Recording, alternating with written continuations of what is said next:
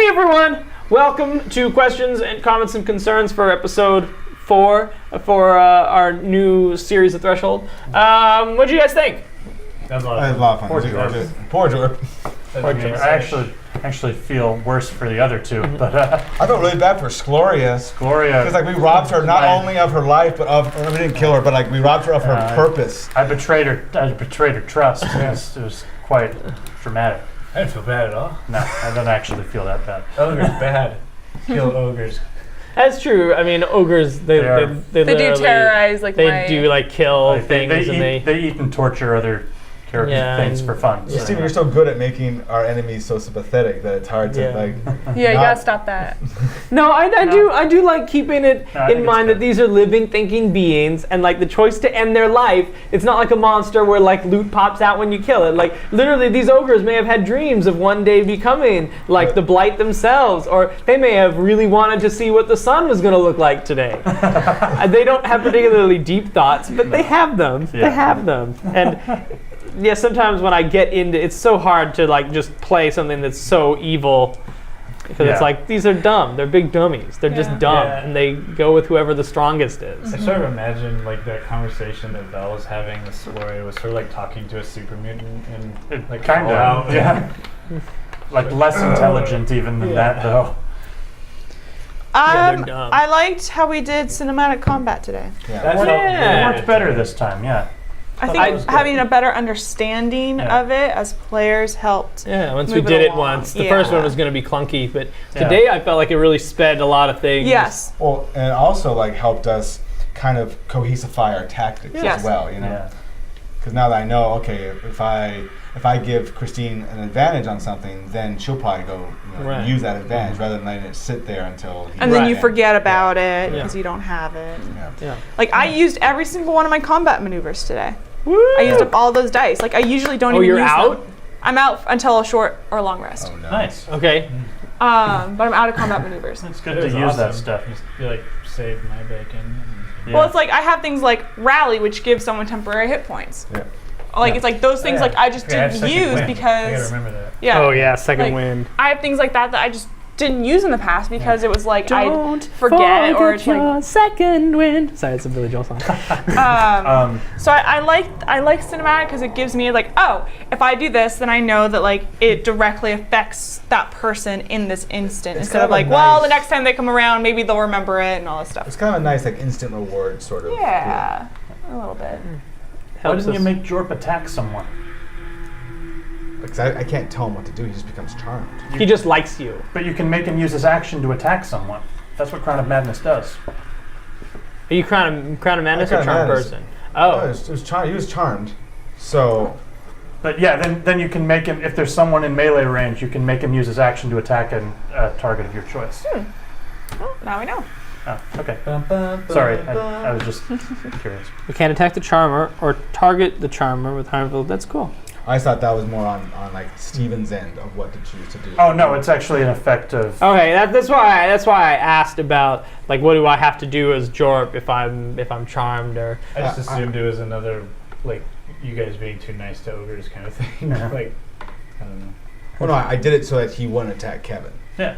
Well, I know, but I mean, it did that very nice. That's fair. I mean, I could see that if that's Jamie's plan is just to like make him so he doesn't attack Belle, to just put him in the corner. Mm-hmm. Yeah.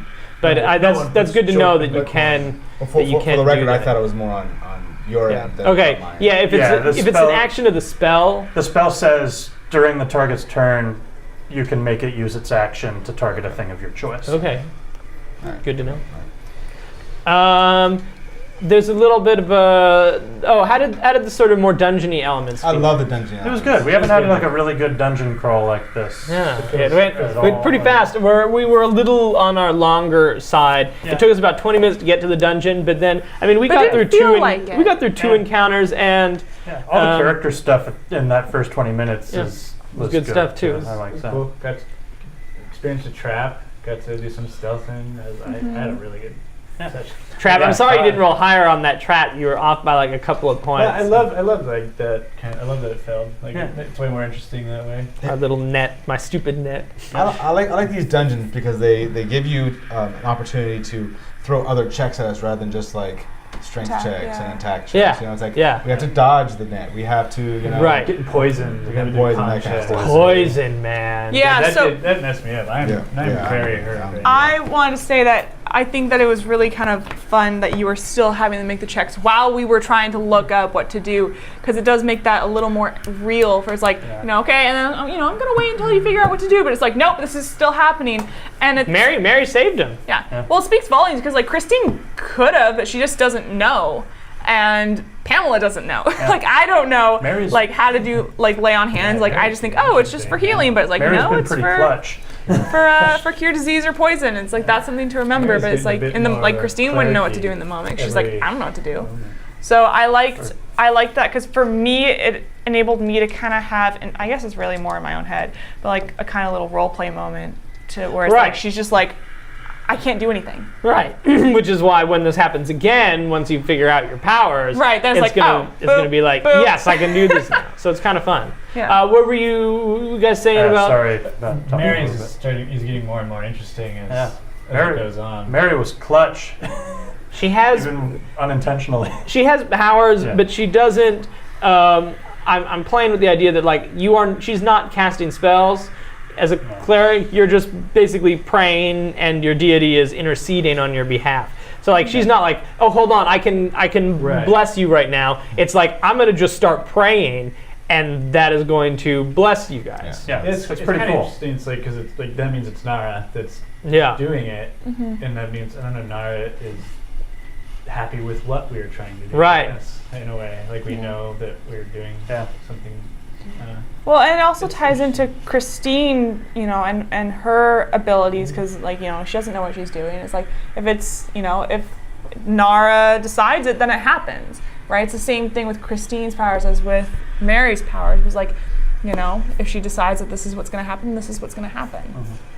Do you guys have a pretty good picture of what this dungeon looks like? Yeah, I think so. I like the hive thing. It looks like the walls covered in stuff. It's a neat visual. And all I wish there were a little more bees around. Okay, I'll like I feel like we're going to this hive, but there are no bees. I think that's kind of one of the unsettling things about it. Is like a lot of the bees seem to have died a lot of them are dead. Normally it would be like a bug. I was trying to decide whether or not. Then say like they're like dead bees lying in the ground. That's true. I got to remember that. Because it's like otherwise, just like I just picture going through like the Bugs Life tunnels in California Adventure, where like you're going through like the tunnels and stuff, but they just have like honeycomb in it, and it's just like cool, but there's like there's no life. Well, there isn't a lot of life. The bees have been. I know, but like even just like signs that there was. Right. I'll remember that. Like it's like too clean swept. There's honey in some of the things still, and it's like it's in the Q line. I'll remember that next time.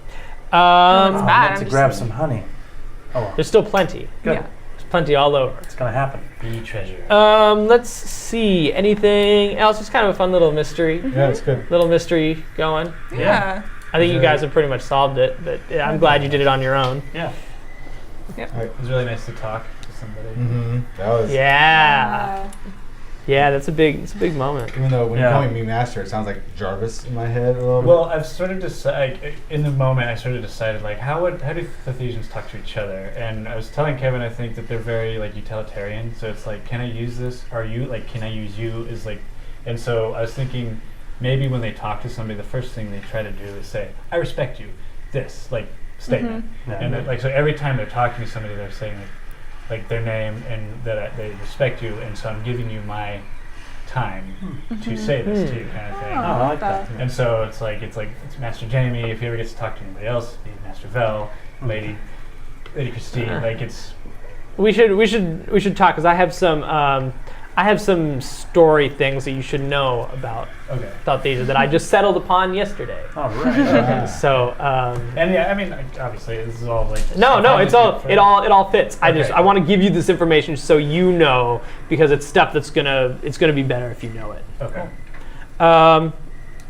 Let's see. Anything else we need to talk about? It's kind of funny because like. Mary did something very nice for Vel at the beginning, and Christine like apologized. So all of a sudden it was like, all right, now everything's pretty cool again. Yeah, I'm gonna stop being as much of a dick to everybody. and I think it's. I mean, like that's what friends do, and it's like that's something that I know we talked about last time. Where it's like, what do we do in our spare time? Like we're friends. Like we've traveled together. We traveled to another plane of existence together. Like killed a monster, an ancient evil underwater. Right. Like it's like fought a dude with a tiger head. Like we've gone through some stuff, and it's like, look, it's like in real life. It's like, look, I'm sorry I snapped at you. Like this is what I was going through, and it's like I'm sorry, and that's something to really remember, and something that I've really been doing on my own work is just like Christine just felt so horrible for saying that afterwards. Just like I gotta say something. Well, no, and it helped sort of me poke it. Vel really still doesn't feel like he belongs here because he doesn't. He doesn't. And so that was a good way to readdress that as well. It was good. But it's also like understanding is like, look, I know it's like we're different, like things are different, but it's like it's okay that you don't know because it's like you just don't know. It's like if if Christine ever goes to the homeland, it's gonna be like, what the heck, and she's gonna be the fish out of water. It's gonna be a huge reversal of that. So that could be fun to explore. What? Oh no! I'm excited. I want to go to the homeland. Yeah, me too. Got to figure out a way to get us there. One more thing. I like that we brought back up the wish sword. Yep. Yes. Yeah. Because Christine has a bone to pick with Jamie here. What about what? About how you just showed back up, and then there's an honorable knight tailing you, and that. He didn't tell her any information. She has no idea where Clarion is. Like, still has no idea. I keep meaning to bring that up. Yeah. Right. I like that Cod's saying it was just like. Wooden sword, lame. Oh yeah, because we don't. I mean, none of us know. But Christine's like, I know Jamie didn't tell me everything. He said he'd tell me later, and he still hasn't. So if he's not going to bring it up, I'm going to bring it up. It's not a big deal. It's a big deal. All right, everyone, tune into Threshold, and we'll see if it's a big deal or not. My name's Steven. You can check me out on our Patreon for afterwards, where I'll give my own little thoughts on the session and just go a little bit more. I try to go in depth into exactly what I've done, so I'll talk about maybe how I laid out this dungeon when we do that, and that's up on our Patreon. So please check that out. There's no tiers. Even $1 a month will help us immensely with putting the show on. Oh, yeah. And just replacing things and continuing to up our production value and everything. So I guess that's my cue. Thank you guys so much. See you soon. Bye-bye. Bye. Oh, we're still waiting. And cut.